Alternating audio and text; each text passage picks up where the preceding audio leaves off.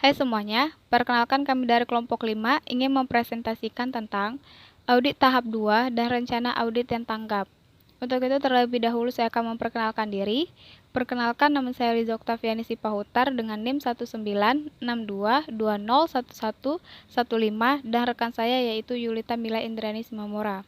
Untuk itu langsung saja kita ke pembahasan yang pertama, yaitu audit tahap 2. Audit tahap 2 yaitu proses audit tahap 2 yang dinamakan menanggapi risiko atau risk response, yaitu rancangan tanggapan menyeluruh dan prosedur audit selanjutnya. Kemudian, buat tanggapan tepat terhadap RSSM yang dinilai.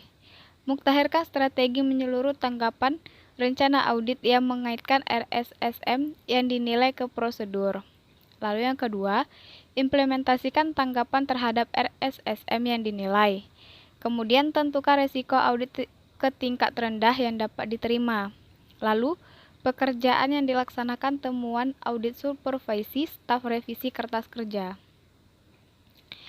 Kemudian, kewajiban auditor dari ISA 330.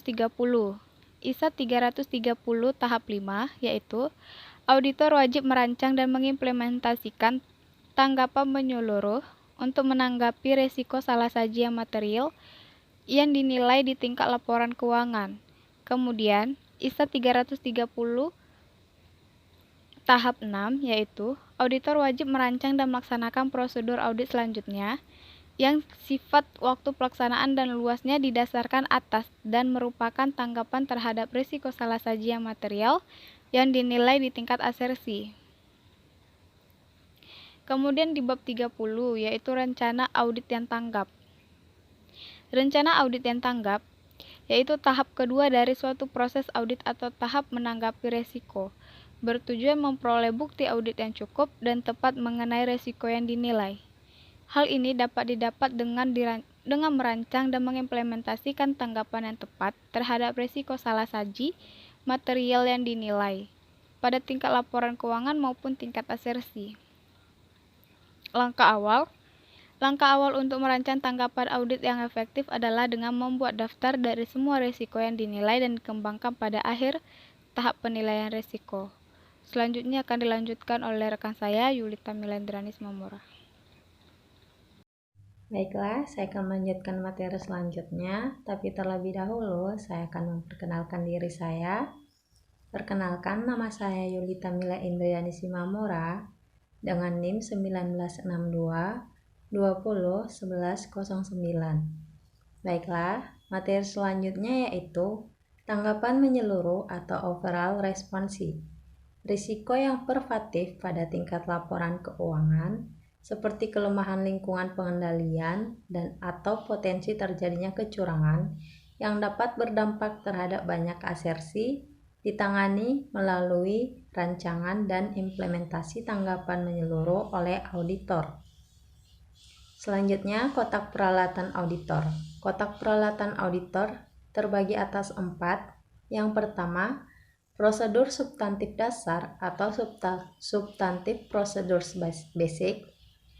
Yang kedua, prosedur substantif yang diperluas atau substantif procedures extended.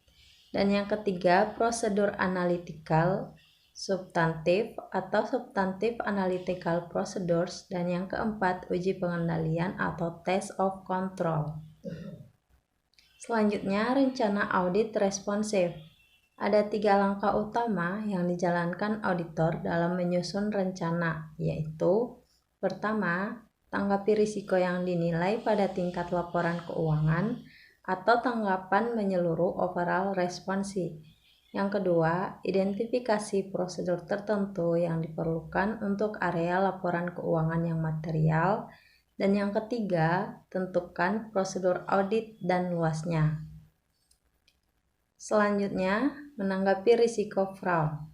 Risiko kecurangan atau fraud termasuk manajemen override dapat terjadi di semua entitas dan perlu mendapatkan perhatian ketika auditor menyusun rencana audit. Langkah pertama adalah menilai risiko potensial terjadinya kecurangan dan kemudian merancang tanggapan menyeluruh dan tanggapan terinci yang tepat. Baiklah, sekian hasil presentasi kami. Terima kasih.